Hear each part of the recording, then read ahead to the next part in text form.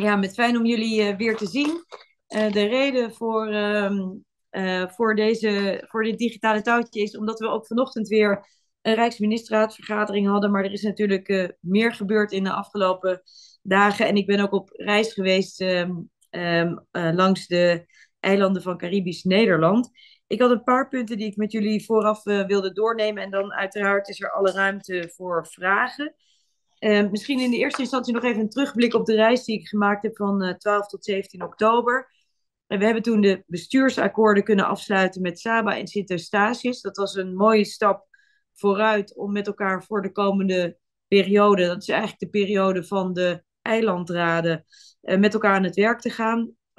We hebben afspraken gemaakt over de groei van de economie, over huizen bouwen, over landbouwontwikkelingen, over de aanleg van grotere projecten, wegen, over onderwerpen op het gebied van natuurbeheer. Nou ja, goed, een heleboel afspraken zijn daarin opgenomen.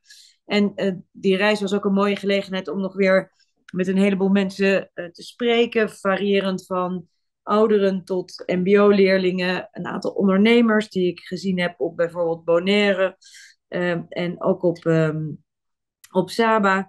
En natuurlijk ook om Stacia Day te vieren, wat een ongelooflijke fijne moment was. Want ik was eerlijk gezegd al best vaak op het eiland geweest, maar nooit op de viering van deze grote dag. Nou ja, goed. En ik heb nog wat andere dingen gedaan, zoals een woningbouwproject op Saba. Nog niet officieel geopend, maar wel bijna geopend. Want als het goed is, volgende week is het definitief. Een prachtig sociaal woningbouwproject. En het aanleggen van zonne-energie en zonnepaneel op een huis op Sint-Eustatius. Dus daar heb ik in de afgelopen tijd aan gewerkt. Wat er ook gebeurd is dat ik samen met Aruba de landsverordening voor financieel toezicht heb afgerond. In de vorige Rijksministerraad had ik samen met Aruba en het ministerie van Financiën daar een mandaat voor gekregen om de laatste punten op de i te zetten. Dat is inmiddels gelukt. En het is dus fijn dat dat nu gelukt is met de regeringen. Dit stuk moet nu nog het is naar de Staten gestuurd, als het goed is, van Aruba. En die moeten daar hun finale klap op geven. Dus ik hoop dat gaat lukken. Nou, dan misschien voor de agenda van de Rijksministerraad van vandaag. Twee, denk ik, belangrijke punten. Op de agenda stond de voorbereiding en de instructie die wij hebben meegekregen voor de klimaatconferentie in Dubai.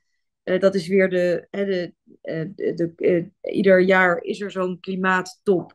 En dit jaar is die in Dubai. Het is de 28e top van 30 november tot 12 december. En daar zal Nederland uiteraard vertegenwoordigd zijn. Ook premier Pisas gaat daar naartoe. En ik begreep ook een jongere vertegenwoordiger vanuit Aruba. Dus met andere woorden, er zijn verschillende ook aanwezigen vanuit het Caribisch